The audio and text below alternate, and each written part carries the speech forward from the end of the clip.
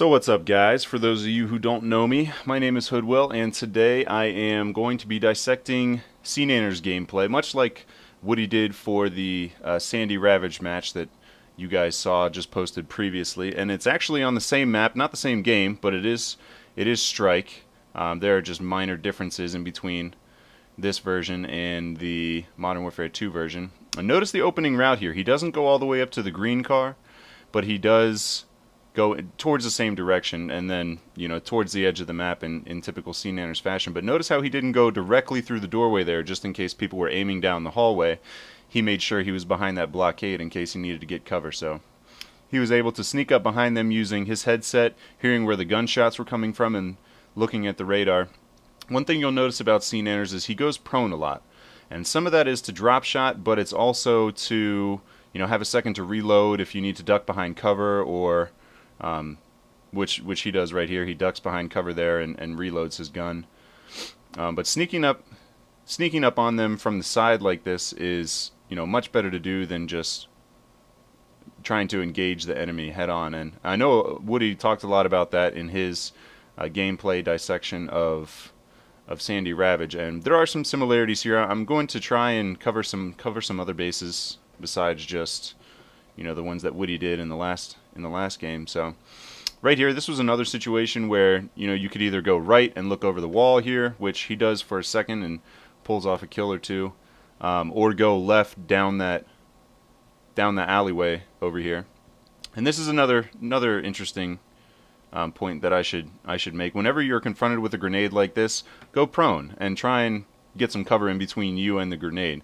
He probably didn't know exactly where that grenade landed. I mean, it kind of looked like it went into those flower baskets behind him, but going prone is almost always the best maneuver that you can take when trying to avoid a grenade.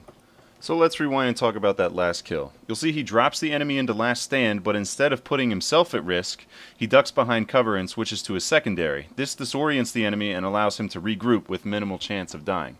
And then here he can reload and continue on. So one thing that you'll see him do a lot is, go into cover, duck down, call in an airstrike or air support, reload the gun, and which he does right here, and then he goes right back to finding cover to flank the enemy and shoot them in the back. And gets this guy, but unfortunately doesn't expect this guy to be sneaking up on him with a knife and horrible aim. So here he respawns and immediately falls into his routine tactic of scanning the perimeter of the map. And this works for SeaNanners not only because of his low sensitivity, but because when you're along the edge of the map, you're always covered on at least one side of your body. And you can simply shoot inward, and keeping your sensitivity low while doing this helps keep your aim steadier, and the result is higher accuracy. I've actually recently lowered my sensitivity from 5 to 3, and have been practicing tracing the map, going from cover to cover in most of my recent matches, and it's been working out very well. So he respawns again and immediately advances to try and flank the enemy. Now, even though he's not immediately behind cover, looking at the UAV combined with, the location of his teammates gives him a general idea of where the enemies will be spawning in. TDM spawns are almost as predictable as domination. Also, the fact that he's using the red dot as opposed to the silencer helps him lure the enemies towards his gunfire, and then he can drop them efficiently with the sight. Sneaking up on them from the sides or from the back with unsuppressed gunfire like this will typically keep them guessing, and will, you can rack up some kills pretty quickly, especially if you have a teammate on the other side of their spawn doing the exact same thing as you. They'll continually be pretty disoriented. And you can see here he's attacking them from the other side of the spawn now. So now let's take a look at this next kill a bit more closely.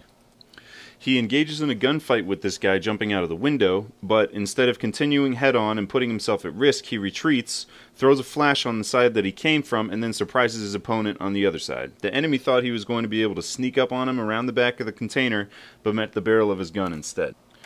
So here he gets a few more kills by luring in some more enemies with his gunfire and staying behind cover behind this container, but gets shot in the back while trying to sneak to the next spawn location.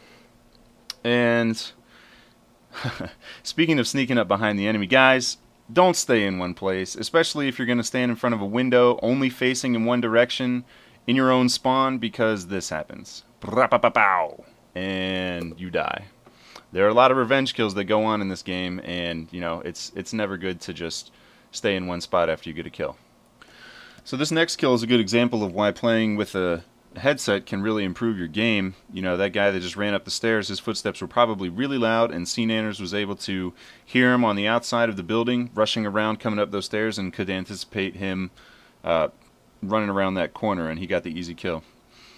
Next, he switches up his position and runs around the building long enough to let this guy come back for a revenge kill, and then drops him at the window again. So aside from switching up your position, another thing that I hope you guys take away from this is the importance of UAV. You can see here that he and his teammates have the UAV up, and he's able to see where almost all of the opponents are. Pretty much through the whole match they have a UAV up, and this helps tremendously. I mean, SeaNanners, like we were talking about before, follows the perimeter of the map, ducks in and out of cover, just as you should, especially like right here. This is a really nice quad grenade, by the way. Boom.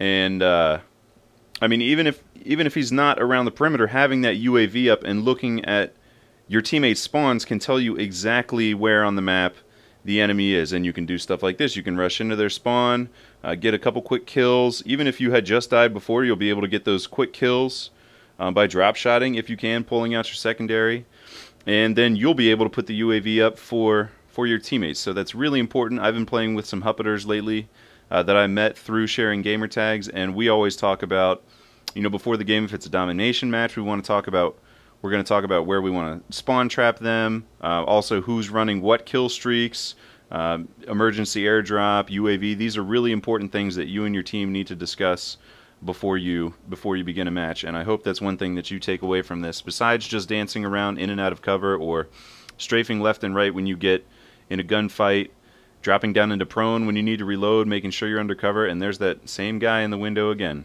And this is fun. He jumps up in the window and shoots the guy in the back as he's running back towards his little safety zone window right here. So I hope you guys take this away too. Don't do that. Switch up your locations. So now that the match is coming to a close, I want to give a big thank you to Woody and to Sassman Jr. for all the hard work that they've done on the Hupit Gaming website and on this YouTube channel that you guys are watching. It's been really great. I've been able to find some teammates, and we can wreck shop in the pubs, or you know, a couple of us have even talked about starting up a game battles team, and it's been really awesome. This is such a great tool that we can now use to find fellow gamers. So that's about it. Thanks again, guys. My name is HoodwILL. Go ahead and rate the video and subscribe to Hupit Gaming so you can stay updated on all the cool commentaries and videos coming out, and I'll see you guys later.